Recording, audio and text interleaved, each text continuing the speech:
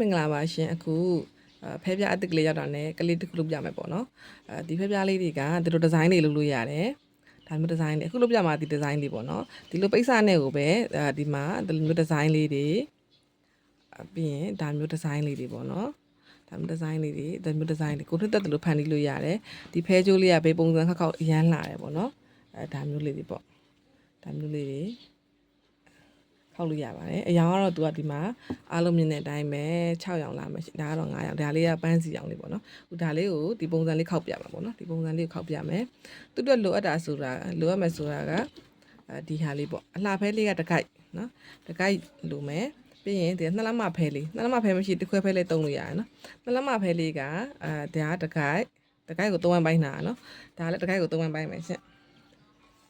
ဒီမှာတကိုက်စကို3ဝန်းပိုင်းထားတာအတိုင်းရတော့เนาะတခိုက်စားကို3ဝန်းပိုင်းမယ်ဒါကလည်းတခိုက်စားကို3ဝန်းပိုင်းထားမယ်ပြီးရင်ဒီအပေါ်အတွက်ဖျားလေးအတွက်ကဒါပတ်စာလေးပေါ့နော်ဒီမှာအပေါ်အတွက်ဖျားလေးကိုကြတော့8လက်မလောက်ယူထားပေါ့နော်ဒါကတော့ကိုအကြီးသေးရကိုကြိုက်သူယူလို့ရတယ်ဒါကတော့အလဲပတ်ဖို့ပေါ့နော်အခုဆိုဒါလေးခောက်ပြမယ်ဒီမှာဒါမျိုးဖဲလေးတွေကိုအလဲမလစ်မှတ်လိုက်ပေါ့နော်မှတ်ပြီးရင်ဒီမှာတိတ်လေးနဲ့ကတ်ထားမယ်ဒါမျိုးခောက်ပြီးတော့အလဲမှတ်မယ်တိတ်လေးနဲ့ကတ်မယ်ပေါ့နော်ဒါလေးတွေပြီးရင်ခောက်မယ်ပေါ့နော်ဟုတ်ကဲ့ဒါမျိုးခောက်ပြီးပြီဆိုရင်ညီမတို့ဖဲပြားလေးခောက်မယ်ပေါ့နော်သူ့ကိုကြတော့3တက်ပုံစံမျိုးတစ်ခါလေးခောက်မှာပါရှင့်ဒါမျိုးလေးပါဒီလိုခောက်နည်းလေးရကြတော့လေအောက်ခံဖဲပြားလေးကကလေးဖြစ်စီတယ်ပေါ့နော်သူကပိုလဲလှတယ်ရှင့်ဒါမျိုးလေးအညီလေးပေါ့နော်ကိုယူလိုက်မယ်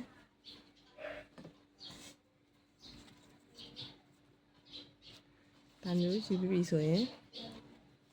လက်မလာရင်သူကြောက်လဲသူအဲ့နဲ့အချီနဲ့တုံးလို့ရတယ်ပေါ့နော်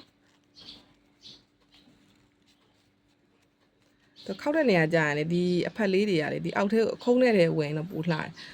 အဲ့ဆိုရင်တော့သူကဖဲပြားလေးပြီးသွားတဲ့ခါကြာရင်လေပူပြီးလှတာပေါ့နော်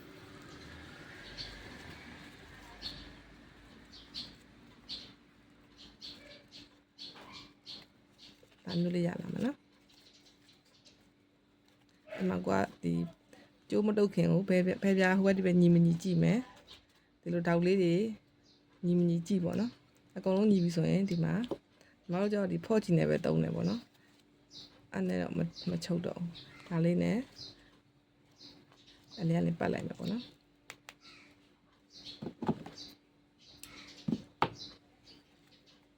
ပြီးဒီနာလေးကိုဒီမွေးပွားတဲ့နေရာလေးကိုမိချစ်လေးနဲ့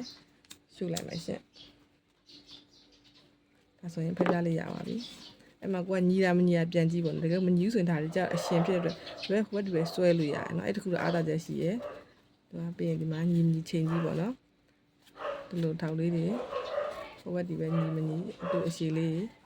စစ်လို့ရတယ်ဒါမျိုးလေးစစ်လိုက်ပေါ့နော်ဒီအတူရှိဒါဆိုရင်အောက်ခံဖျားရတစ်ခုရပါပြီနော်ဒါလေးအောက်ခံဖျားလေးရပါပြီဒီပွားဟာလေးကိုခောက်မယ်ပေါ့နော်ဒါလေးခောက်မယ်ဆိုတဲ့ခါကျရင်သူ့ကိုကြတော့အရှက်ပုံစံလေးယူမယ်ရှက်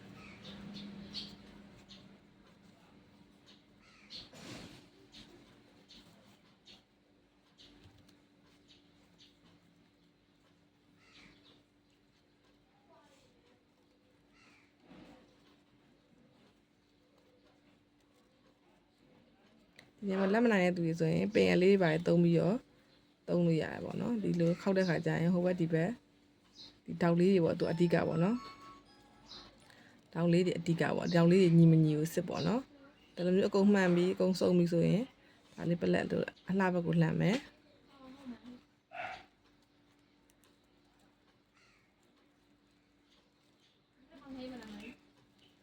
ဒါမျိုးလေးရမယ်နော်အဲ့ဆိုပြီးရင်ဒါခုနထုံးစံတိုင်းပဲ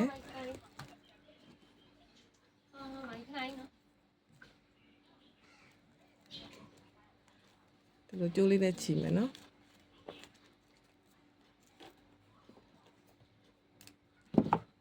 ပြီးရင်ဒါလေးကိုမိချစ်လေးနဲ့အလဲတက်လိုက်မယ်ဒါမျိုးလေးရပါပြီရှင့်ဒါမျိုးလေးရပြီဒါလေးလွယ်နော်ဒီဟာမှလေးကိုအသေးကြီးလုပ်ချင်တယ်ဆိုရင်ဒီလိုမျိုးပုံစံမလုပ်ဘဲနဲ့ဒီလိုမျိုးရှက်လို့ရတယ်ဒါမျိုးဆိုရင်အပေါ်အသေးကြီးပေါ့နော်ဒီပေါ်က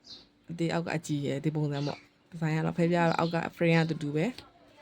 ဒါမျိုးလေးရပြီရှင့်ဒါမျိုးပုံစံလေးပေါ့နော်အားလေးပြင်ကောကတ်မယ်ရှင့်ကောကဒီမျိုးကောချောင်းနဲ့မီးချစ်နဲ့တုံးလို့ရတယ်ဂန်းမရှိတဲ့သူတွေဆိုရင်ဒါမျိုးတုံးလို့ရတယ်ပေါ့နော်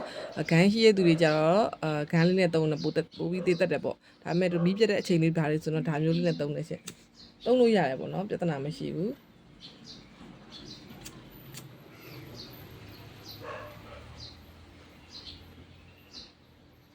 တော့ဖြောင်းနိုင်မီးနဲ့တို့ရတဲ့ဆိုင်ဒီတိုင်းတို့တာကတော့ပိုကောင်းတယ်ရှင့်ဖြောင်းနိုင်မီးမမဲအောင်တော့တို့ရတယ်ပေါ့နော်ကောတို့တဲ့ဟာလဲမဲဝိုင်းတော့မလှဘူးရှင့်ဒါမျိုးလေးရလာမယ်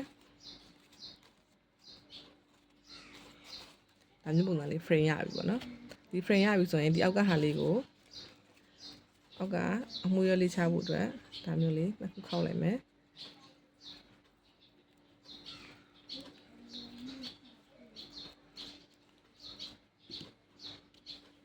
ပြီးရင်ဒီဖော့ချီလေးနဲ့အလဲပတ်လိုက်မယ်နော်